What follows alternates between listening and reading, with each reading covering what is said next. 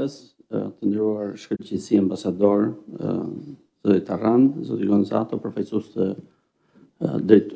drejtues të misioneve përkatëse të OSBE-s dhe Bashkimit Evropian, të nderuar kolegë deputet, përfaqësues misionesh diplomatike, përfaqësues të organizatave shoqërisë civile.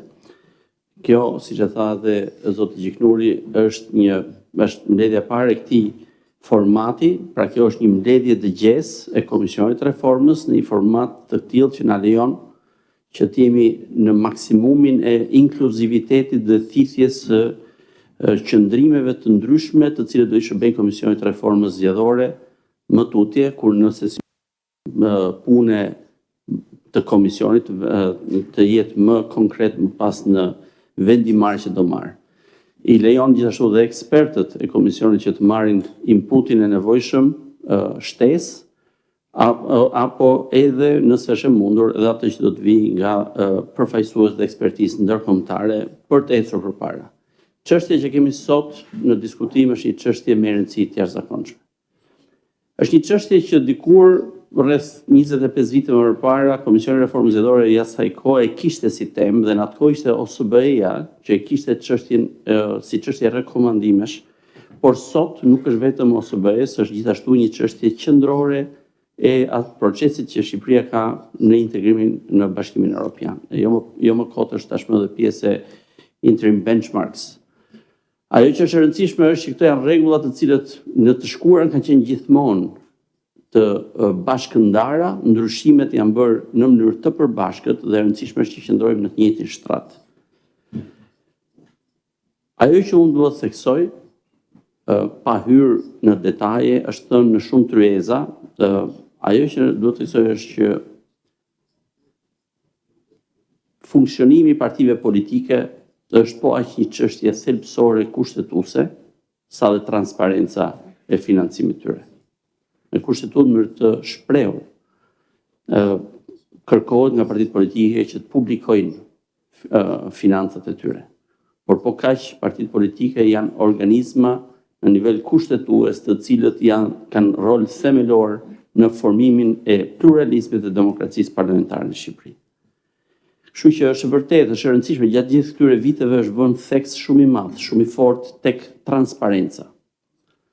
Dhe kjo është absolutisht jo vetëm një kërkesë kushtetuese, është kërkesa e Bashkimit Evropian. Unë besoj ndajmë të gjithë një mendim, transparenca është një element të rëndësishëm që partitë politike të funksionojnë në mënyrë demokratike dhe duke shmangur korrupsion. Duke shmangur jo vetëm korrupsionin, po dhe influencat kriminale apo influencat e faktorëve të tretë të huaj të cilët kanë synim të ndërhyjnë sistemin demokratik shqiptar. Pra duhet të jemi të kujdesshëm që të krijojmë një barrierë dhe të mbajmë të shëndetshëm pluralizmin politik dhe partitë politike.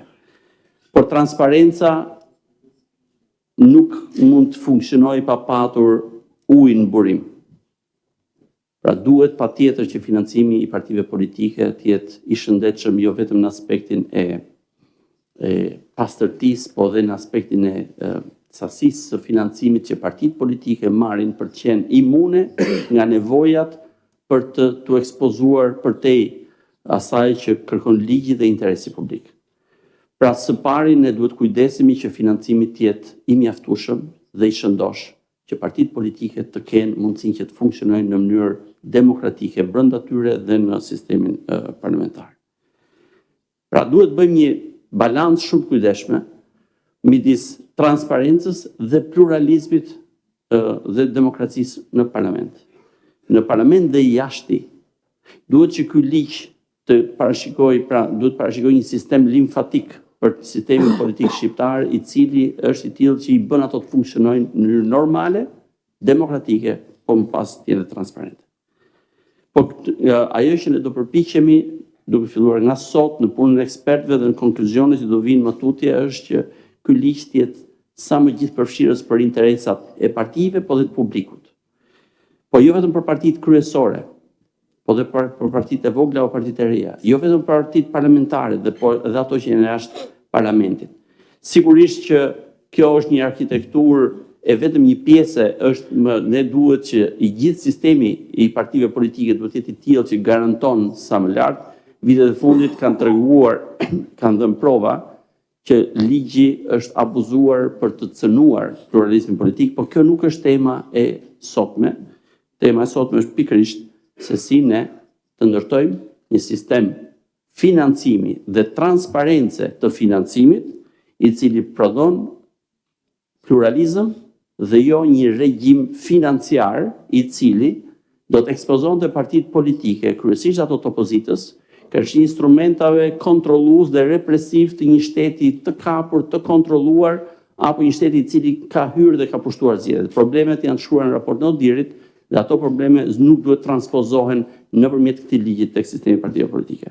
Unë nuk përzjatem më tej, kemi një numër panelistësh dhe personësh të cilët jam i sigurt do të kenë interes për të ndërhyrë, për të folur në lidhje me këtë çështje, kështu që vazhdojmë më tutje me agjendën. Ju falenderoj.